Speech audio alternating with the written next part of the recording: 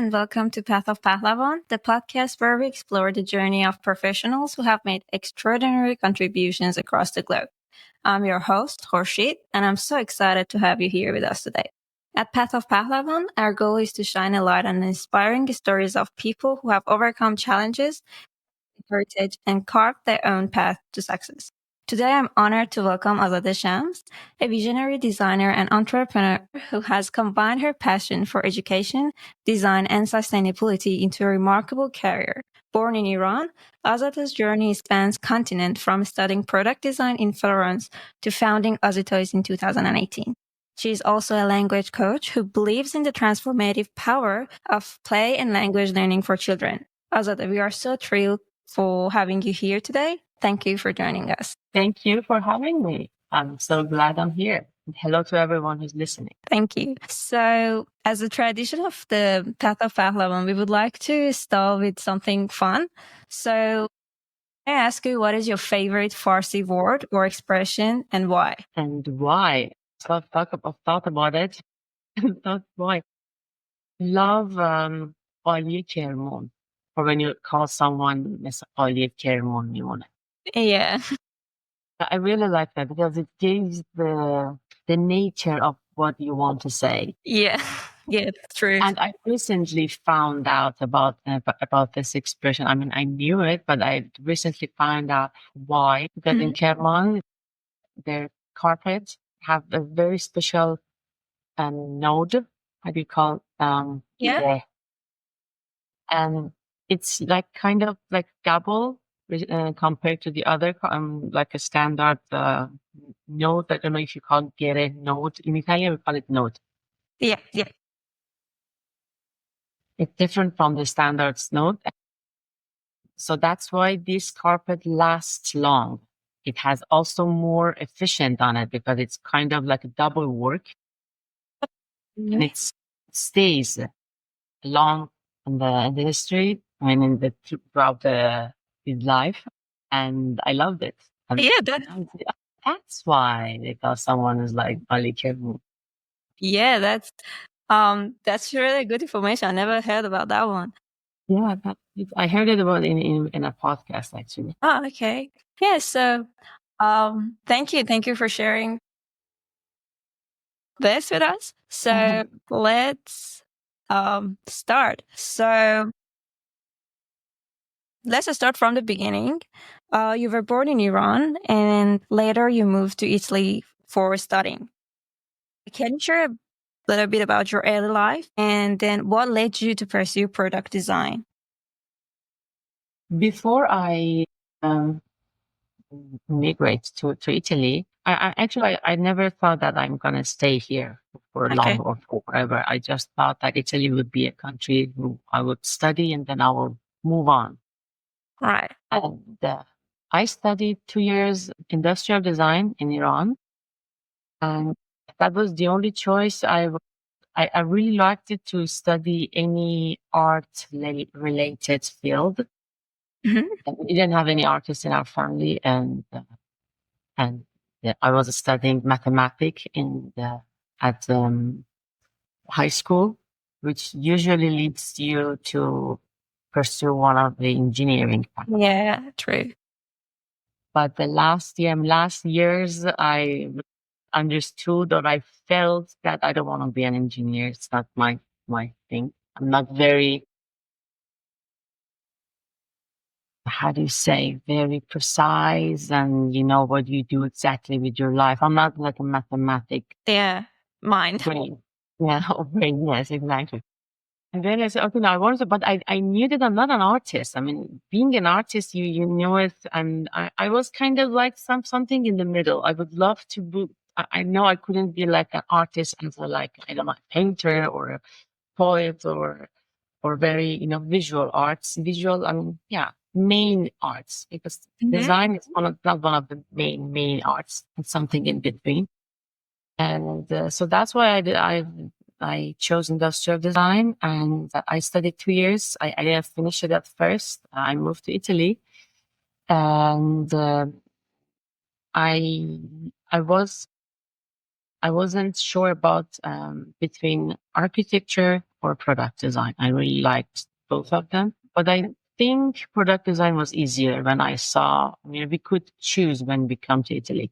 It wasn't like a very hard exam in like it was in Iran. I mean, I could go to architecture, but then I read the materials, what they teach us. I thought the product design is easier just because I thought I'm not that, I don't have that much energy to go to the architecture. I knew that it's very hard. And at the beginning of immigration, you probably know the first years is very hard. So I didn't want to go to both two hard ways. So, okay, let's choose the easiest one first. And that's why that's one. Okay.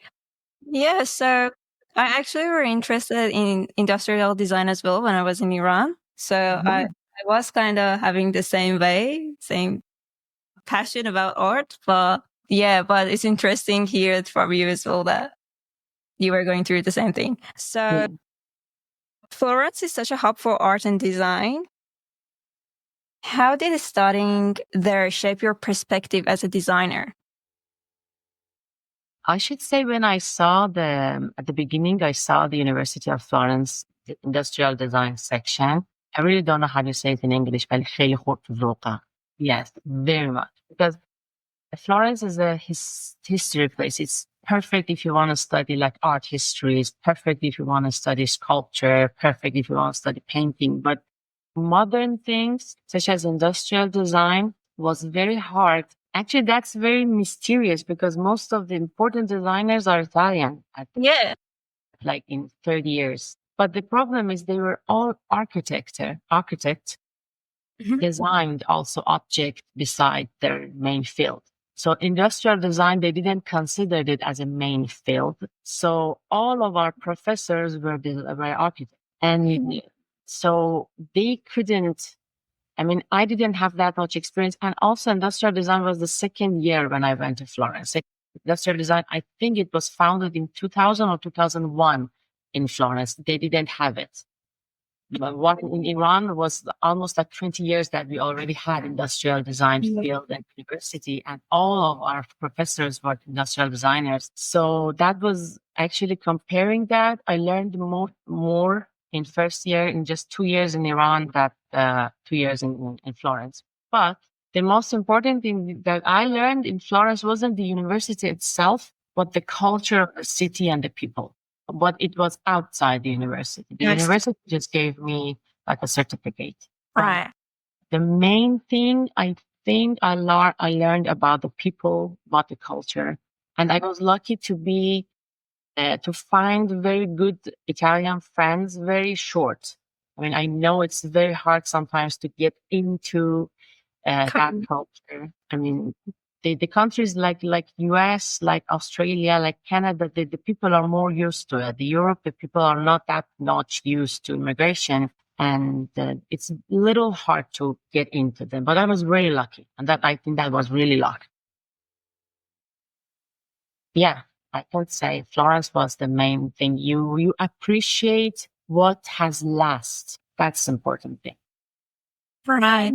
It gives you this opportunity, this kind of thinking when you design something or when you do a project, you think about how long it's going to last. So it's not something that, okay, I do it now. This is for the market of now and let's go, even if it's very nice. It gives you this vision. Right. Yeah.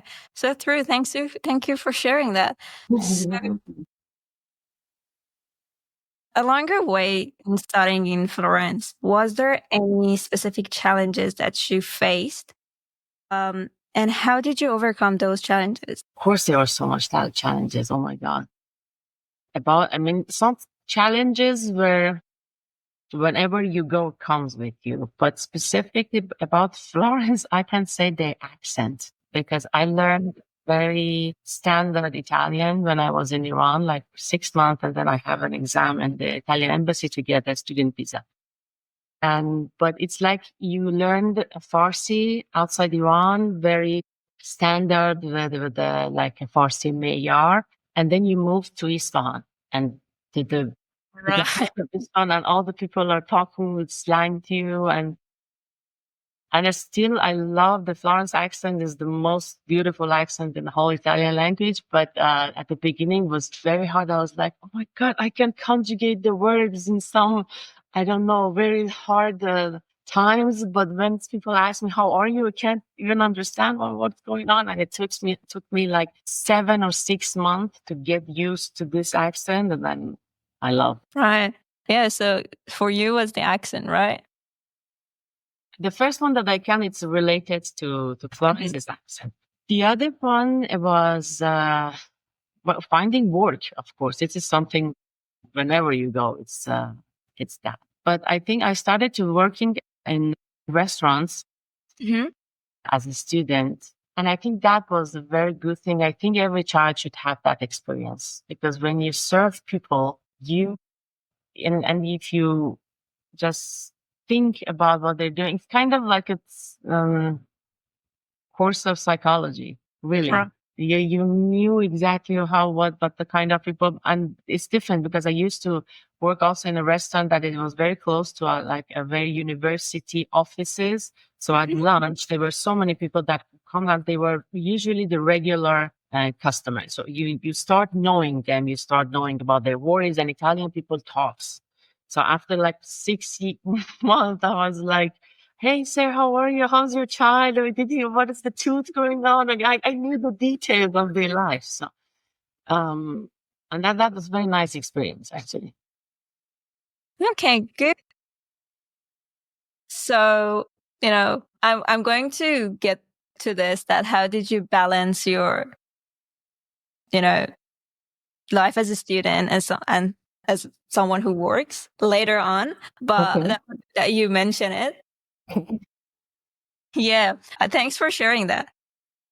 And just one more question in this section. Did your Persian heritage play a role in shaping your educational path or in the design philosophy? Yes, definitely. Whatever I wanted to do, I automatically, at first, I tried to avoid it, to be honest. At first, when I was studying, in any project, I wanted to be like in my mind to be like modern, even with the shapes, even with the colors, even with the forms, everything. I try to not use my whatever I learned in Iran or what things it's in my mind. But then it was like a bullet me down, like a pushing you to so they push they push you. It's automatic. And then and then I started to appreciate this is what Florence again gave me, appreciate what you have in your past. And so I started using it and I saw that it can be very good help actually to be different from, to have something more to say compared to your like Italian friends, student or colleagues. So you have something more. It's not necessarily good or bad, but it's more and it's different. And it's very good in the world that we have different point of views, different objects, different things, so people can decide so what they want. Yeah. Yeah. You said that appreciate your past. Am I right? Yeah. Yeah, that's so true. And I think that you actually doing so much for Persian heritage, Persian culture right now, as your job is teaching children outside of Iran Farsi language, and it's really impactful things to do for the future generation. So I hope it will be like this. it is. So let's move on to the second part, which is the professional journey. So your journey actually has been so diverse and so impactful. You studied design and then you came up with your own company. And now you're teaching Farsi to children. Yes, that's yeah, kind of, yeah. In a very simple ways, yes, exactly. So which part is better? Because it's very vast. So which part do you want me to talk about? I would like to hear about them all. Okay, so I will give you like the bullet point, and whenever you think that you want to approfondire, we call it in Italian, you go through it, so you know Sure. more, I'll go through. Okay. How? I mean, actually, in a very simple way, I can say when I mean, I was working as a industrial designer in the product designer in a company that they used to produce, redesign, and produce equipment for dentists in Milan, and it was in the Netherlands. It was like a company working between Italy and the Netherlands. And we had like different projects. It was so industrial design. It was exactly what an industrial designer like should do. It's one of the things that industrial design.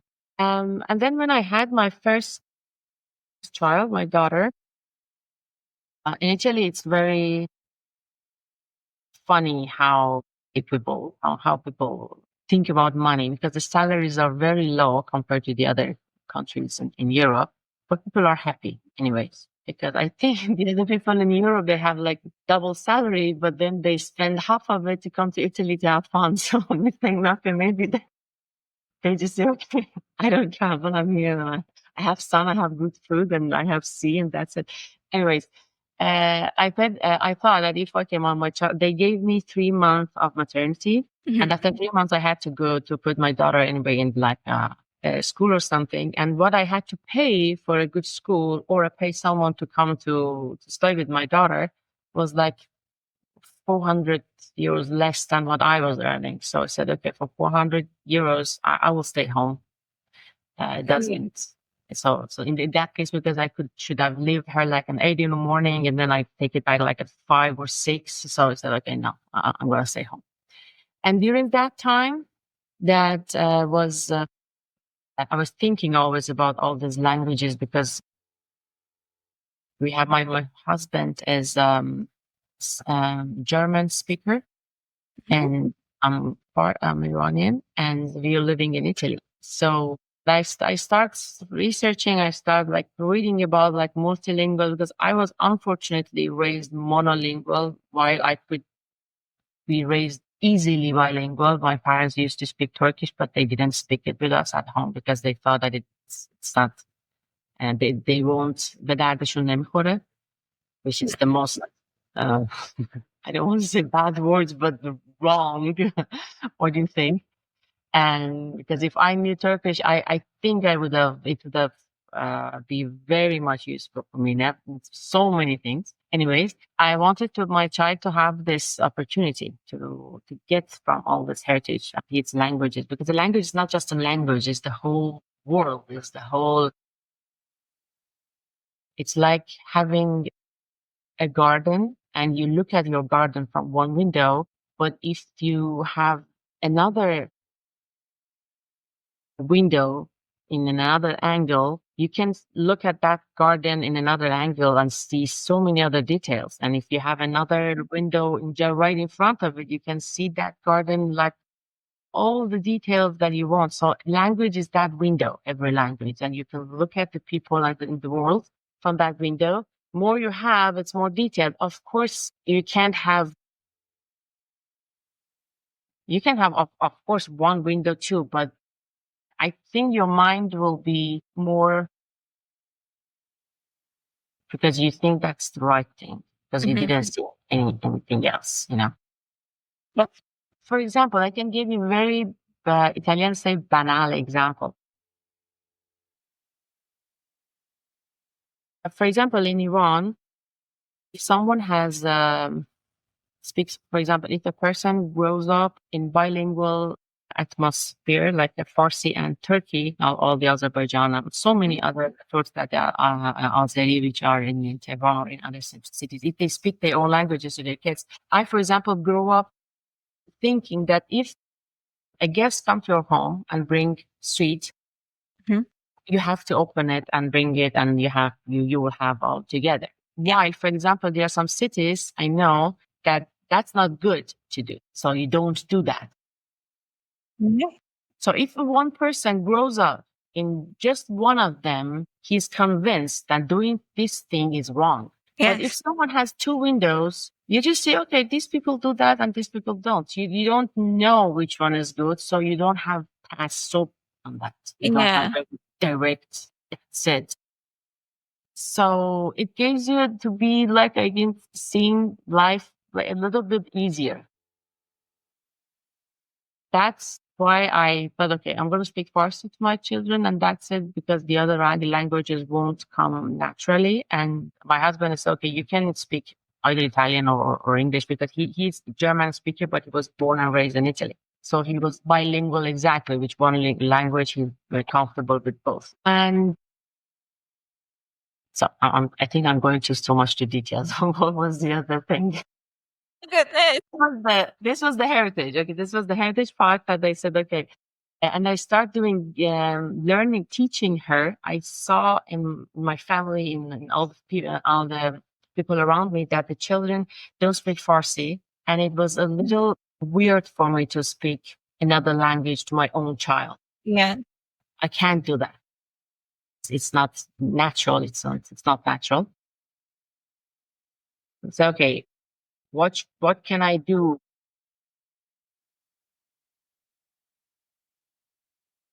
to make this happen? And start doing some games, games, different games to teach her, and start teaching her alphabet. Because if you don't know alphabet, it's like half of the window, that like the window, it has shadow on it. Yeah. It has a curtain on it, actually. Because if you open that curtain, if you can read in that culture, it gives you more power. So I started teaching her alphabet, and I start putting them online. It was like, I used Instagram like most of the people, for just family and friends. And everybody was telling me, maybe it's nice to other people to see what you're doing. Maybe it's, the impact it can be. I mean, it's encouraging other parents to Right. also in their heritage, in their own language. And then I started doing these videos on Instagram. And I thought that it's something that most of us want. And most of us, I don't say everybody, but like 90% of us wants that. There are different, you can call it excuses, or you can call it situations that it's not going to happen. And the only thing that I wanted to say, that you can make it happen even with the very difficult situations. Right. I think that's enough. Come on. Yeah. You're doing it. Yeah. Yeah. So you felt that if you do not do this favor to your child to teach her the Persian language, which is kind of her heritage from her mother's side, and Yes, also she may not feel included in the Iranian community. exactly. Yeah, you did that, and then you are impacting the older children out of the Iran who are Iranian, and then they're out, so they kind of out of that Iranian community, because Like in there, I can say, oh, yes, I want to, sorry, my dog wants to come. Hey, come, baby, come. Oh, baby. Phoebe.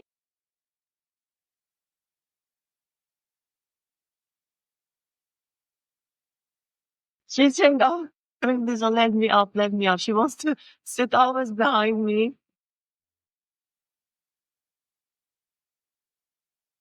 Okay, I don't know where we were. Yeah, that teaching the other children. Oh, yes. Yeah, yes, it's not just Farsi. It's like every mother tongue that we have anyone. And that's the thing. I mean, I talk about, I'm Farsi because my mother tongue now is Farsi. But if someone's mother tongue is Kurdish, she has to talk. It is like Azadeh Turkey. He has to talk. She has to talk. That's it. Right, yeah, great. So I just want to ask this: that teaching a children that Farsi is not teaching a child that the Farsi is not his or her first language. Yeah, it's definitely challenging, right? It's very challenging. Actually, the thing is, we don't teach children language. They just get it on their own if they hears it enough. It's a human thing. everyone in the world from the history, they always did that. I mean, they heard a language through the life. So she will, or the child will see an adult using this word while doing this. So it gives the connection, and that's it. So that's why teaching children online a language is almost impossible thing with children. It's almost impossible. Right. You can improve it, of course, Mm-hmm. but it's very difficult. I mean, it's not something that I could do. I can improve children. I encourage people, parents, to talk Farsi or the language, the children, to the child, so they will get it at the basic thing. I mean, 70% of the work are doing the parents at home, of course. Yeah. So that 20 or 30 or 40%, you can get it online to improve. And that's the half of the thing that I'm doing to the children, is by encouraging the parents to do more work. I mean, if I'm teaching the children a song that they can sing, it's like 50% for them. 50% is for the parents who hears the child singing in Farsi and he continues to speak in Farsi. Because I see so many parents that out of nowhere, not just because the child is speaking in another language, he or she starts speaking English or Italian or not Farsi to the children, to their children, because he think that child, for example, let's say in Italy, I will say always Italians, the market. A person talks in Italian to the children, to his child, because he thinks that Italian is his main language. Maybe yes, it's true, but it doesn't mean that he doesn't understand Farsi. So if I teaching the children singing Farsi or playing with alphabet, half of it is for an adult who's around him to remind the adult to speak Farsi to it. He understands. He has the alphabet in front of him. He's singing Farsi. So please continue to speaking Farsi. Yeah, so kind of it's like when you're in Iran and you're trying to learn English, it's like when you go to the environment, Exactly. you learn it. So you trying to let parents know that keep that Farsi Persian environment for the kids, so they can adjust to it and continue to learn. Yeah. Yes. So That the environment is parenting. The parents is very important. What language they speak to their child. I mean, when you look at the children eye and you speak that language, that's the impact that you make, not your friend that are coming. I mean, these are very helpful, but the parent has a very powerful impact on children. So if you're a parent, if you talk your language, even one sentence is equivalent, I guess, to like 10 sentences that other people say to them. true. Thank you for sharing that. It was really great. So, I know that you answered this, but I want to get to ask this one more time. So, why do you think that it is important for children living outside of Iran to learn Farsi/Persian language? One answer is the window that I told you. Yeah, You yeah. have another window, another point of view to the world, and it's something that their friend outside Iran, they don't have. Even if they have, for example, they are like a Mexican who live in Italy. Of course, if they speak Mexican, speak like the language, they have another window. But if we don't, we just took that opportunity from our child. And I think it's very important that they understand and they try to read and write. And also because it's very rare. I mean, in the world that we are trying, everyone is trying to be a little different in the knowing language, which has different alphabetic system. That's the whole other thing. I mean, learning Persian itself, it's one thing, and learning how to read and write is something else. And it's something that is very powerful. It's like learning mathematics. It's like learning, because that's a very Persian alphabet is very mathematical and it's very challenging to know. It's just keeping your mind busy, and it's like a gym for your mind. So Yeah, why don't have it? yeah, so true. Yeah. Again, it is so meaningful and impactful that you do this for children. And yeah, I thank you for It's not this. just a language. It's not like, sorry, it's not just a language, and also the history and whatever it's around it, because we shape our children's mind, and these children are our future.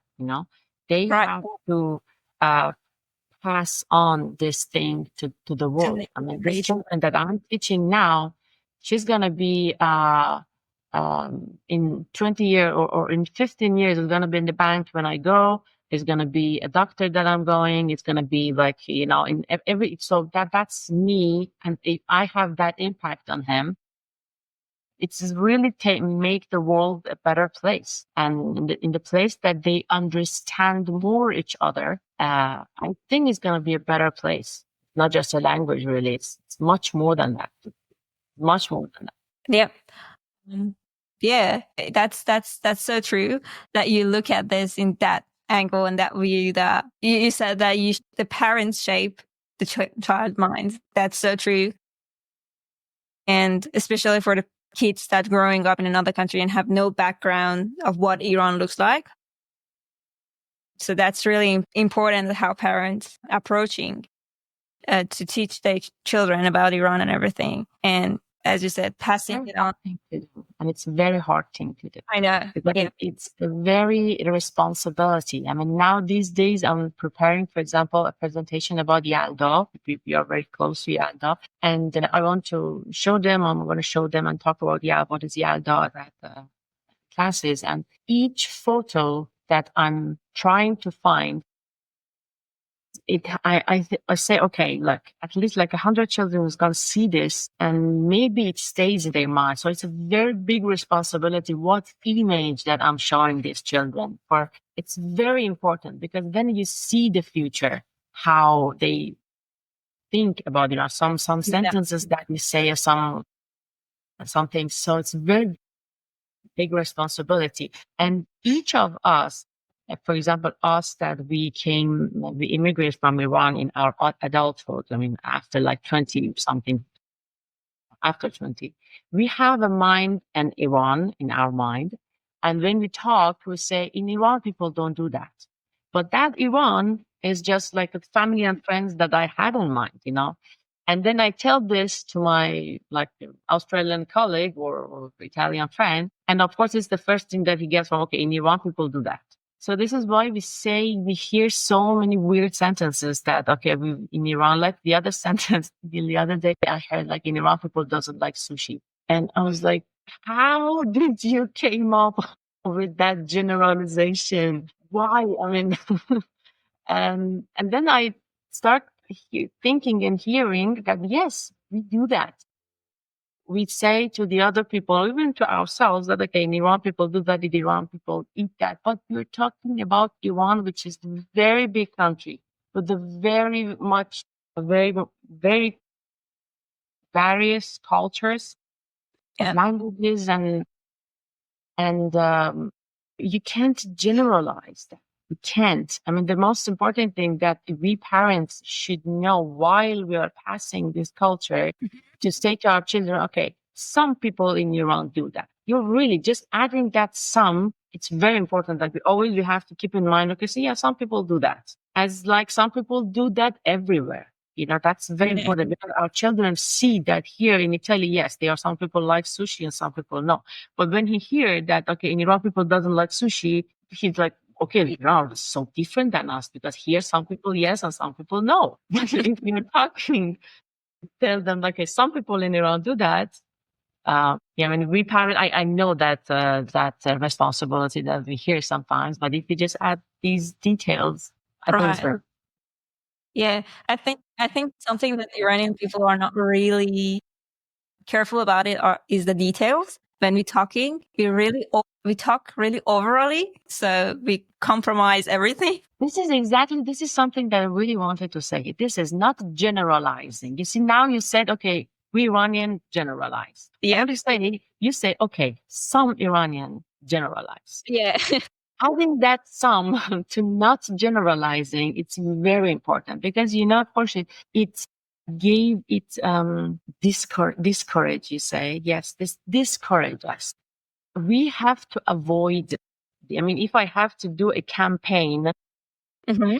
I will do this. Avoid generalizing because it kills self-confidence. If we always think, okay, you can't work with Iranians, Iranian team work بلد نیستن کارگروه Yeah. نیست.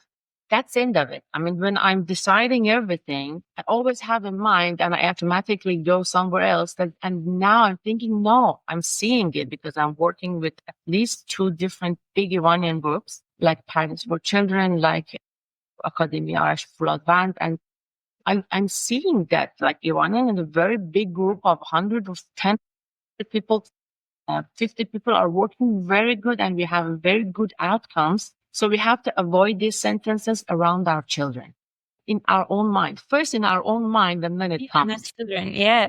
Yeah, so we have to really know that we have these people everywhere. Whenever I hear these reels that goes or jokes and something that they are taking, making fun of Iranians, I'm just think that you don't know other cultures because Italians are like that too.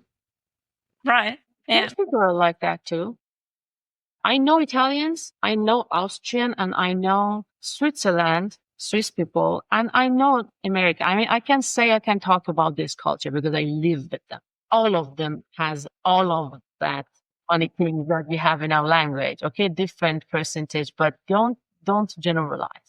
No, some Iranians, yes, but they're like, Yeah. Some I Iranian. don't want to be that part of that. Yeah. That's really important to have. Then it's very good because sorry, but when you tell that you can teach your children to not be part of that group, but when you generalize, he or she will think, okay, I don't want to be Iranian. I don't want to learn that language in where people doesn't like sushi or Yeah. where people generalize it. They don't if whatever or something like, okay, if we were in Iran now, this would have happened. So something happened and then Mhm. we say اگه ایران بودم حالا الان این میشد. Right. So that children, it's very normal to say, okay, no, I don't want that culture. But I don't want if some people do that, he can say, okay, I don't want to be that kind of people, maybe not. to. Yeah. You're kind of giving the child and ourselves an option to choose Exactly. being that person or being part of that group or not being part of that group. Not being Iranian or learning Iranian or Farsi or no, or like Iranian culture. No. Yeah, true. So let's talk about a little bit about the design section and then AZITOYS, if Sure. you like. So how does your background as a designer and your experience of living in, other countries, as you mentioned, influence the way you approach teaching? It's still a little bit about teaching and Yes. Yeah. I didn't want to teach actually. I mean, it pushed me in that path. I thought that, okay, then I'm gonna teach how I will pay and make toys or Mhm. give the games to the parents that they want to teach or speak Farsi to their children, like as I do. But then after like 2 years and designing and designing and producing these toys, I saw that the people say, okay, yes, these are good, but I don't have time to teach my child. So would you please? So Mhm. this is where I started, okay, let me do this. And then one by one, and it became big. And I saw, okay, no, but then I see that, yes, they are right, because this is not something that a parent could do. I mean, I teach alphabet to so many people, but I took for another teacher for my own daughter. So someone else is teaching my daughter and I'm teaching someone because after some years or some age, you don't listen to your parents. And I mean, it's going to be a specialized thing when it comes to alphabet. I mean, if you don't know how to teach, it can be really difficult. The Persian alphabet can be really challenging if you don't know how to teach it. So it's going to be difficult, and the child will say, okay, no, that's it. I'm learning English here. Why should I learn this? Yeah. And so it took me in that path. So, automatically, but I have my toys going on. I mean, I sell them still. I mean, I'm working on them. Two more are coming, in 2025. I have my producer. I mean, I have prototype ready and it will come. But yeah, it took a long time because it's not easy with all the classes and two children and everything. But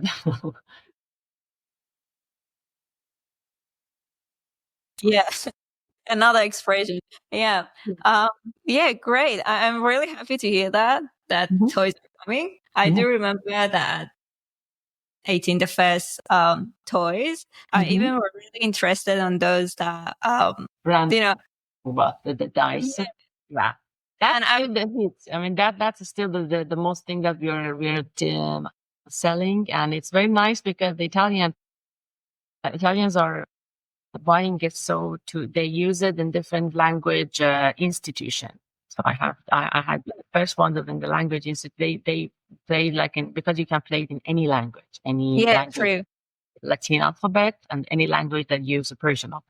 So but sometimes they send me a video that the children are talking. I mean, playing that in French or playing that in German, playing that in English or Italian. It's nice. Yeah, that's good. That's the thing that I was saying, that I was learning English at that time, and then I was like, this is going to be so useful.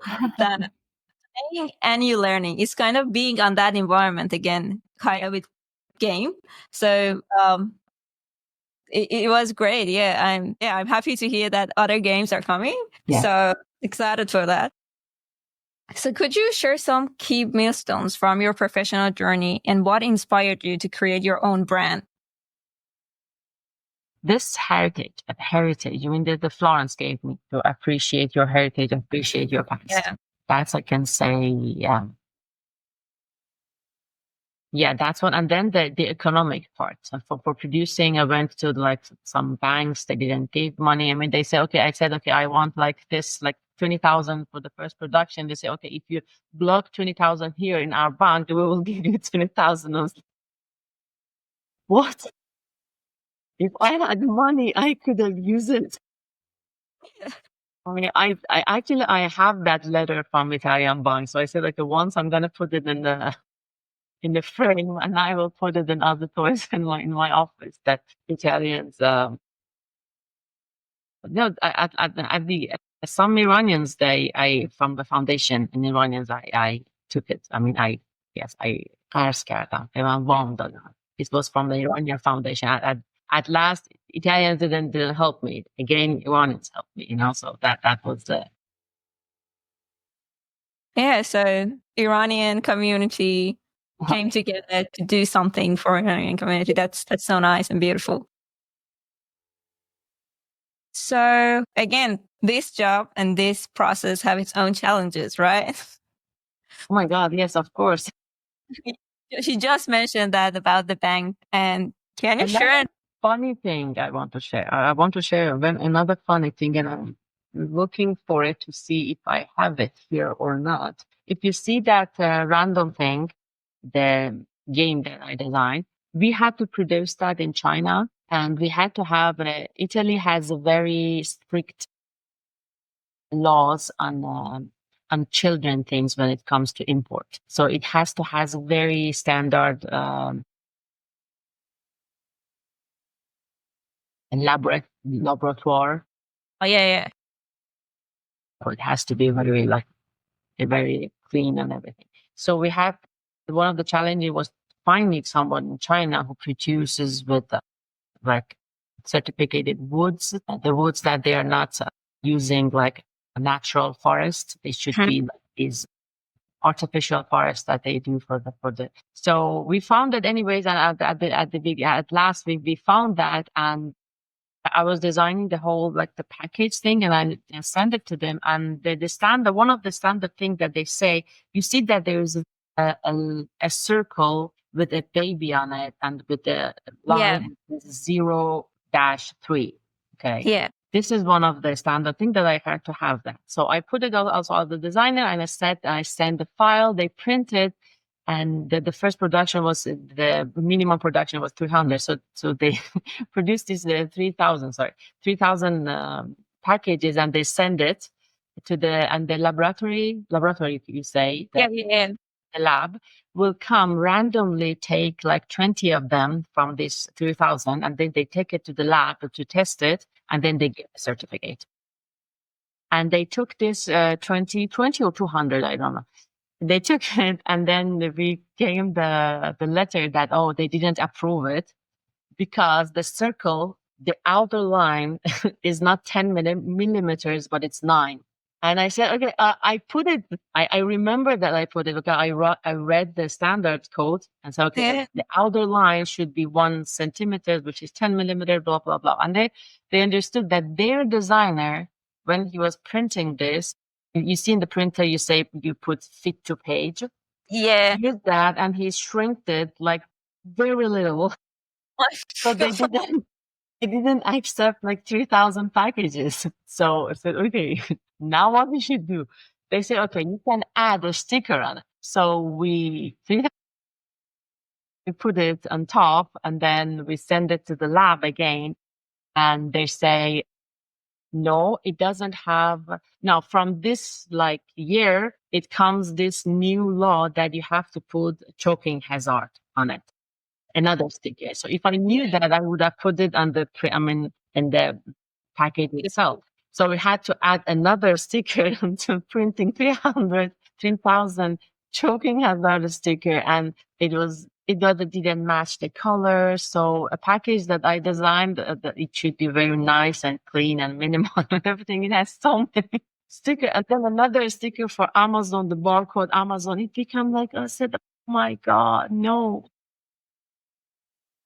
So, but after that, no, then I knew that I added all that to the package. So that was the other thing that's standard. When they get this lab at last the certificate, and I was like, okay, this was like childbirth. I gave birth to my third child. Yeah, I know. It's going to be so. Yeah, it's just, I know, because of the 1 centimeter is like 1 millimeters.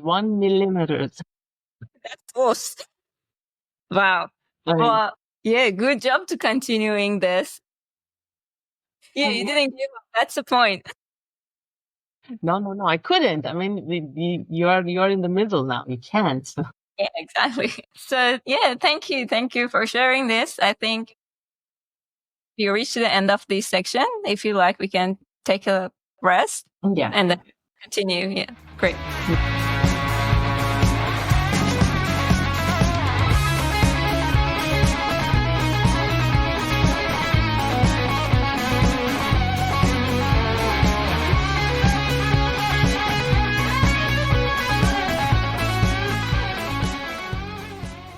Hi everyone, welcome to the second part of the third episode of the Path of Pahlavan.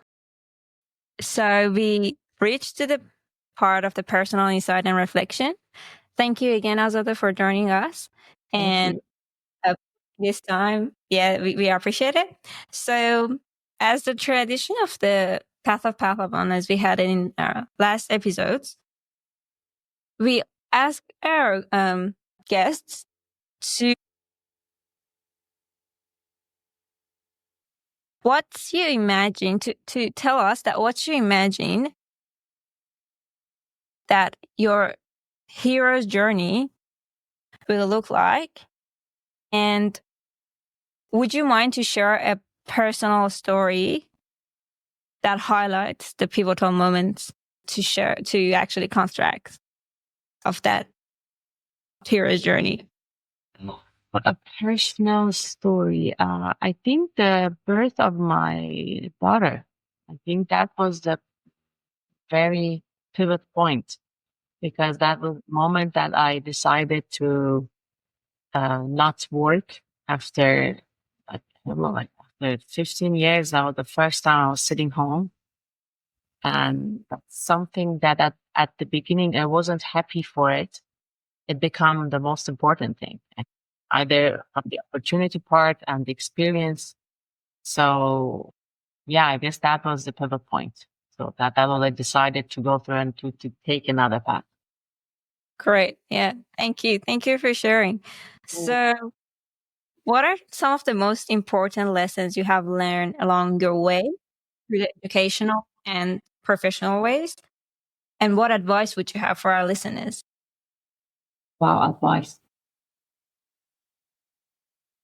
I would say uh, to learn this expression which says Ishmora.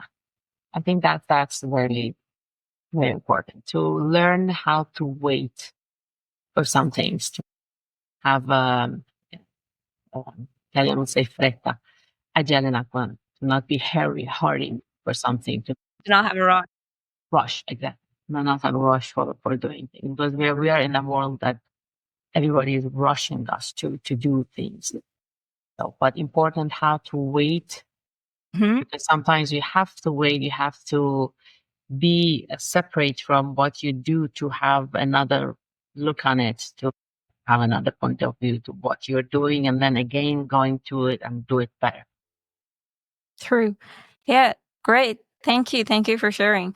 It's really wonderful lesson um that to be able to be patient and wait for the result, Exactly. and just yeah, it's a great value in waiting and being patient rather than being in a rush. Yeah, so true. Yeah. So get back to the question that I was referring to at the first of the episode. So the between the balancing the professional life and personal life. As we know, it's really challenging.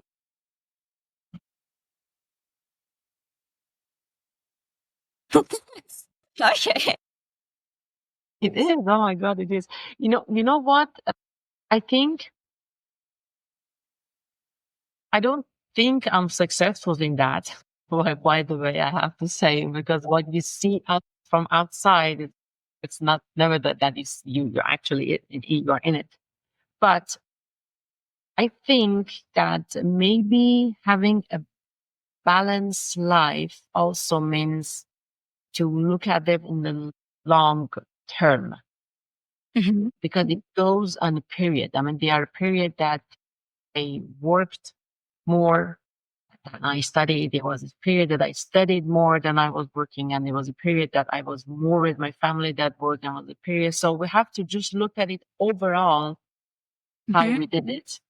So when we say balance, I probably think that you have to be in any moment of your life, you pick at that moment. So you have the work, you have family, no, it's not like that. It should be in the longer period. You have to say, okay, in that 5 years, did I have work? Did I study? Did I learn something? Did I have make new friends? Did I stayed more with my friends? Did I enjoyed life? I mean, you have to get a years of period to think, not that, okay, today am I going to the gym and I am having work and I'm no, you have to take a wider period and to see if we did that. And then we say, okay, maybe it's not, maybe I have to change a bit. Yeah. Yeah, that's another that's actually interesting point of view to um look at the balancing of life in the long term rather than just making it and be like, I should be like Wonder Woman and do everything at the same time. Yeah, that's so true. If you look at it the long term, it can be easier for you and you can be handling it easier. Exactly. So wonderful. Thank you very much. Yeah.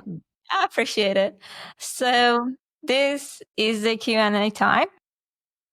Actually, we are reaching unfortunately to the end of the episode, but these are some questions. Okay. Fun questions that I would like to ask you. So, what traditional Persian dish do you think everyone should try to make at least once? So, let me just ask one more question as well. What is your favorite Persian food? Mine is so cliche, is almost abzi. Oh, okay. Yeah. No. But about this question, I think game about Emjon is something that everyone Nice. should taste Yeah. and make it, try to make it. It's Yeah. very, very, very good and very fun to do it. Yeah. Yeah. However, making Iranian foods is really hard, but yeah, it's worth Really. it. True. Let's move on to the next question. No, I'm I was looking forward for this question. So, if you could design a toy inspired by your favorite Farsi poem, what would it look like? It will look like the puzzle to Hmm. make a part of the nature, something even unperfect, a the puzzle of a part of nature like a mountain or something. Yeah, okay. That should be the toy, I think. You find from the details that this, yeah, 3D puzzle. Okay. So, what is your favorite poem? Oh my God.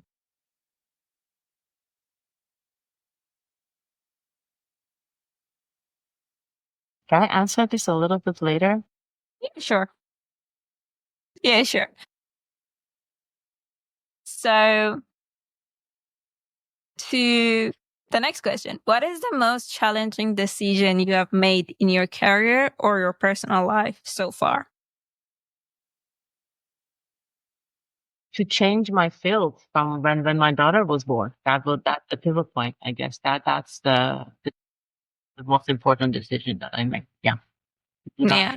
work for somebody else to make my own company, which is very challenging to be on your own because if you work for some other people, you get your salary anyways. But when you have your own company, it's something else. You have the whole new challenges and difficulties you go through. Yes, true. Thank you for sharing.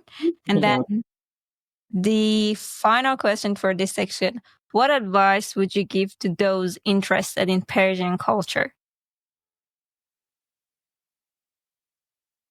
To read classic books that are very important, I guess, classic poems. Most of them we have it in poem. And just knowing that this rhythm that we have within our culture, that harmony, it's something that sometimes it has lost Yeah. in so many our life, daily life. I mean, that harmony that we have in our poems, harmony that we have in our classic books, we have to bring it to the daily life. It's not just poems and some words, and that's just possible either by knowing the alphabet, which is I know is hard, or to start to listen. So many of them are also in audiobooks, so just listen to them, get that harmony to know those words, which are very important, I guess. Yeah, true. Great. About the And fun, then, I'll tell you about the fun. yeah, thank you. I do. I would love the بنی آدم اعضای یکدیگرند که در آفرینش یک گوهرند. Yeah, That's beautiful. why the puzzle, you make everything together to make it to take something. Never one piece of puzzle will say something. Yes. So that's a puzzle. I think that's why the puzzle is one of the best toys that a child can resolve and have and play and enjoy. Yes, yes. Great. Yeah. I really got inspired. Thank you very much. You're welcome. You're welcome. Thank you for having me. Good. So thank you, Azadeh, very much for sharing your incredible journey with us today. And your story is not only inspiring, but also a reminder of how passion and how passion can create meaningful change. Is there any final thoughts or message that you would like to leave with our audience and viewers?